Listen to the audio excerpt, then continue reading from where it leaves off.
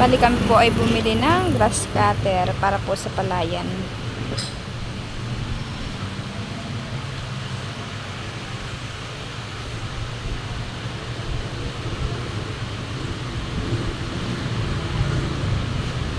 Kasama ko po si Tilat.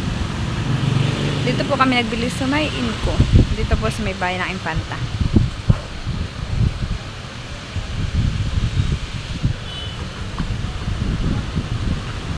Hindi po siya gaganto.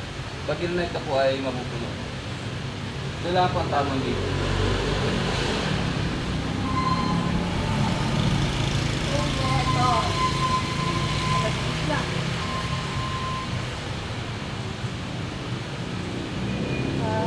Mamaya pa ilaw lang ano eh. Bata pa rin yung maulan. Para yung gas dito, tumaas na po sa paulo.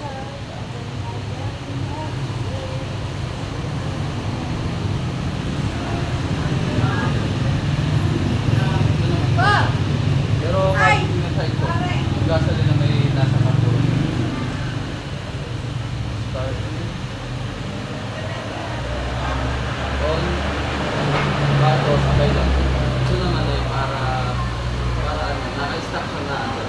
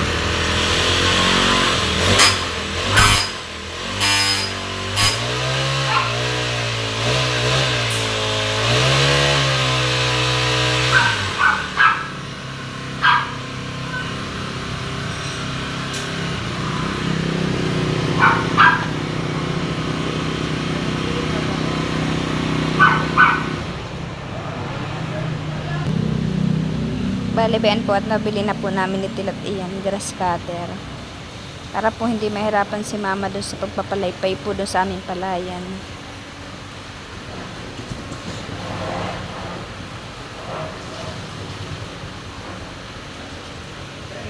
Gawa ng pag si mama po at saka po si papa ay nagpapalaypay sa palayan, ilagi po masasakit yung kanilang balakang at saka po yung kanilang tuhod.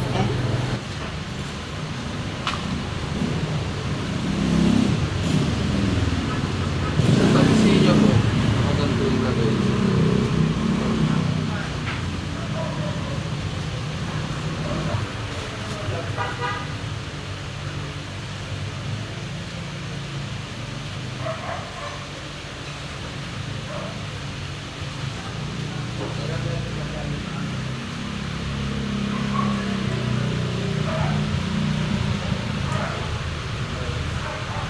Usually, ang ginagawa po nila yung patali ng Opo. pwede rin naman po patali.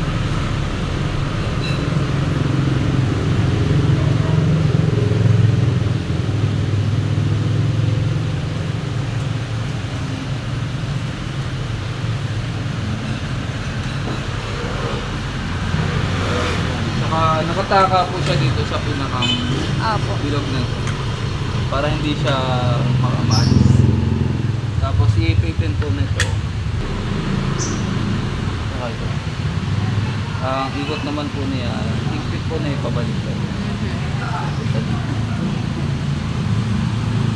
Saka meron po yung pang-higpit. May lock din po siya dito sa ilalim. Opo.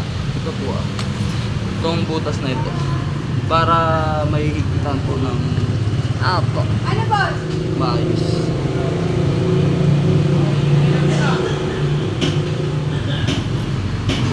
May mga tools din po. Baon po yung mga Ito tools. siya kasama yung pang-spark lang. Ito siya. Screw.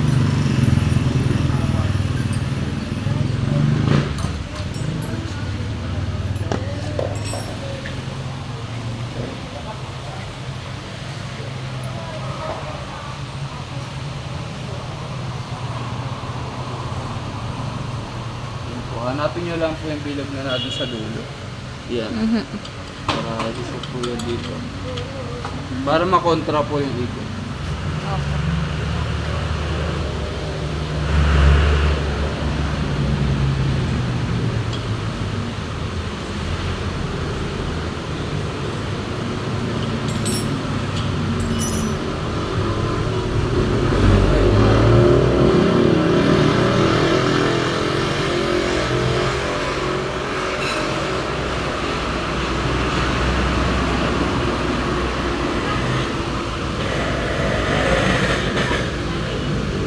Try lang daw po.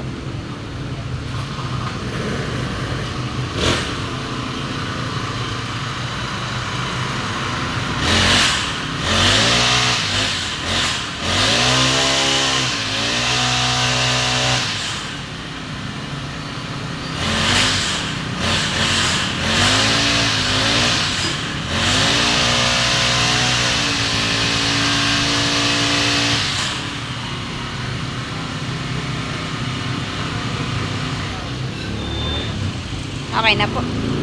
Sige po. Yung po naman sa bakal, ganun din po lang pagkakalagay niya. Saan po ilalagay yung bakal? Bakal pa po.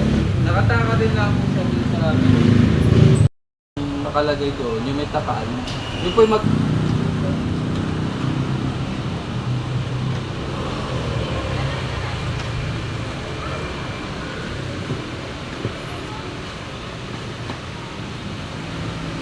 saka yung sa engine po. Kami po ay pauwi na sa bahay. Dadalhin po muna namin yung ng nakarang at nang magamit po nila mama doon. Nang hindi po si mama ni papa nahihirapan.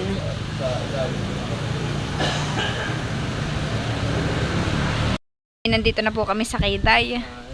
At kay Tilat na po na ititesting po yung kanyang kabibiling grass cutter.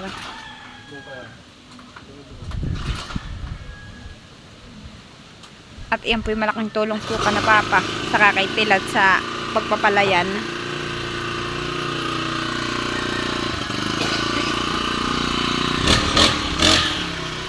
Bali ba yun na po at nakitry na ni Tilat.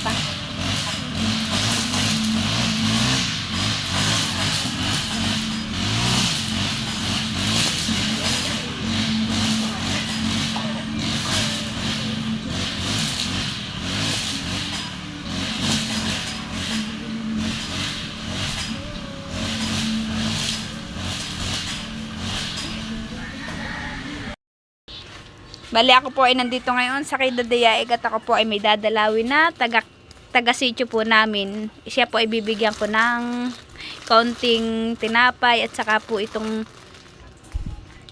lava cake at saka po gatas. Siya po ay may sakit. Anong sakit na yun, Chang? Kanser. Siya daw po may sakit na kanser ay pupuntahan po namin. Bali ito po muna ang maibigay ko po Kaya pasensya po muna at ito po muna ang aking nakakayanan na bilhin. Kasama ko po ay yung pong tita ko. Sasamahan, magpapasama po ako. May binilag po sila dito sa may kanilang bahay. Kami po ipapunta na po. Bali, ang bahay po niya ay doon po sa looban. Nandito na po yung bahay niya. Ito po namin siya pupuntahan. Tita, sino kayang kasama? Wala daw po siyang kasama. Bali, nag-aalaga na lang po dito. kay Kuya Lister. Ayun pong mga kabarangay po namin. Saka daw po yung mga pinsan. Tao po. Ito po yung kanyang bahay. Malapit po siya sa sapa. Ayan po yung sapa. May tao, tita. Hindi. Ako'y nakahabag. Ako po'y nakahabag pag nakakakita po kung naiyak. Nasaan, tita ko na tita ko nakahabag. Tao po. Kuya, papasok na po ako. Kuya, ako po'y may bibigay. Ano? Kuya ba ito po? Pasensya na po, yan lang po yung nakakayanan ko. Opo. Kamusta ka po?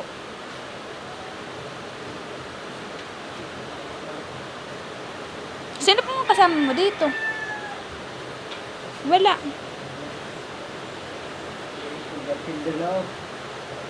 Kuya, paano yung pagkain mo? Sino pa nagluluto?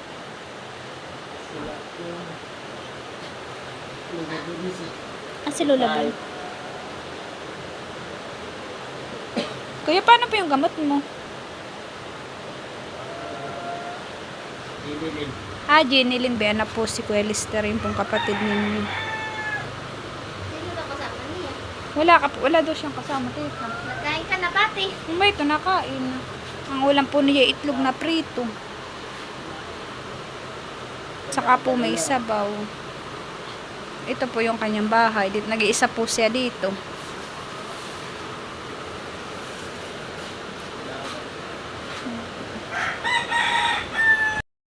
Bali siya daw po, tinitingnan-tingnan na lang daw po dito. Ng mga kapitbahay daw po.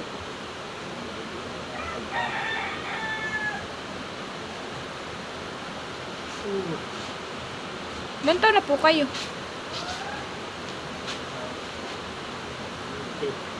30? 30 na daw po siya. Ano pong sakit po ninyo, kuya? Stage 4. Stage 4 na daw po yung kanyang cancer. Colon cancer daw po. Colorectal. Ito pa. Sa bituka daw po yung... Lahat na. Lahat ng organ na yung nadadalo.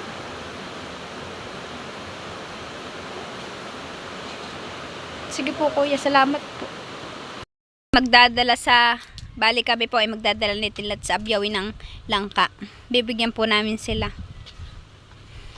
Ayan po Sa akin yung isa. Kay Lola Flor. Kay Tito Emilio Kay Mama Huya. Kuya, nagdaga mo nga ka na bayabas. Isa pa. Para kami pare-press ng ulam. Bibigay po namin yan. Para kami po lahat doon ng buong kumpoda ay pare-press ng ulam. Ito po sa akin. Kay Kanalulo. Kay Tito Emil yung malaki. Kanamilot. Tapos ay yung pong isang ayun na. Ay kay Mama Huya. Amin pong bibigyan si Bayabas.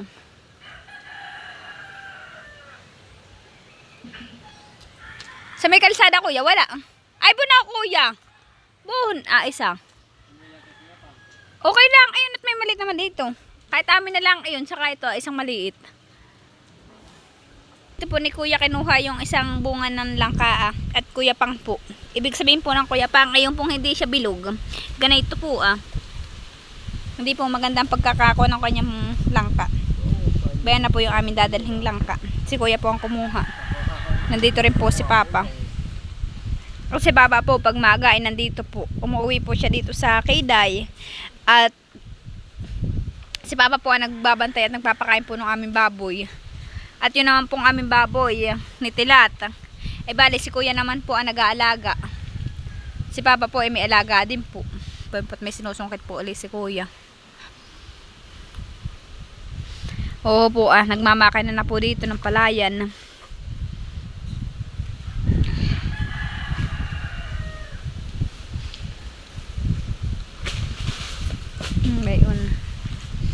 kananinay. Okay lang kaya ito. Oo, okay lang yan.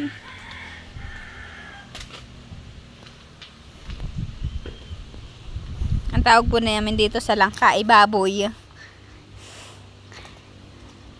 Pag natanong po kami dati nung kami mga bata pa, sasabihin eh, anong ulam ninyo? Sasabihin po ng tita namin ay, anong ulam sa inyo, nini? Sasabihin po naman namin ay, abay, baboy. Yan na po tayo sisilid. Nandito naman po kami sa aming baboy. Oho po malalaki na po yung aming mga biik. Magaganda po at malalaki ang pig-i. Oho naman po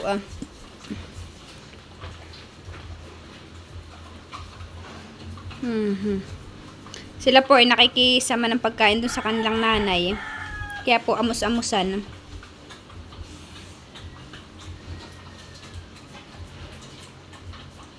Ang hiwalay po na ang baboy ay ngayong 11. Ihiwalay na po namin din sa nanay nila.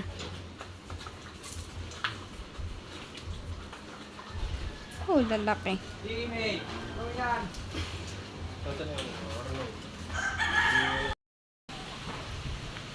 Dito po ay maraming bunot. Gawa ng ito po ang pinandodoop ni na mama para po hindi mahagad sa katul.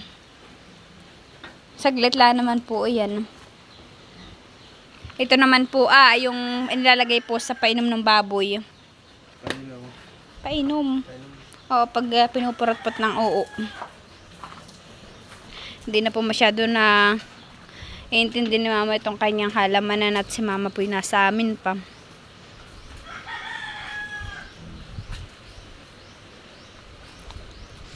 Marami pong bunga yung kabay. Ipapatesting lang po namin kay kuya yung grass cutter po.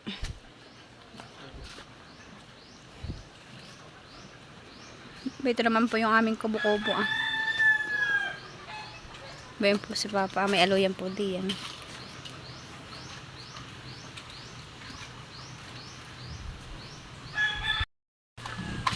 Bali ba ito na po pala si Kuya. Magsisimula na po si Kuya. Ha? Kalibiti po pala si Kuya.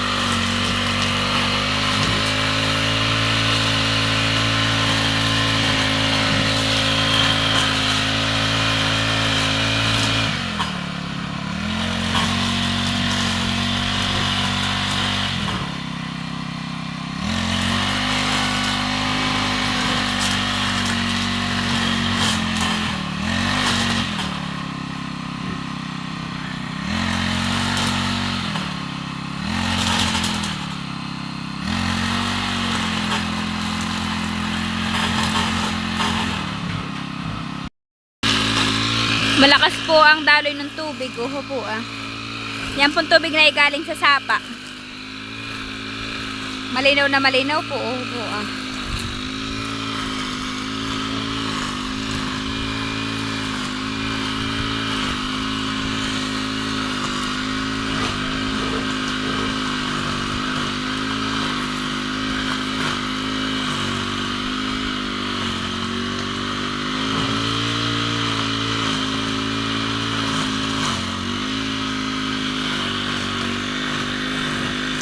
maraming salamat po sa patuloy ninyong panonood sa amin. Dahil po sa inyo ay nakakasadya po kami ng gamit ni Tilat.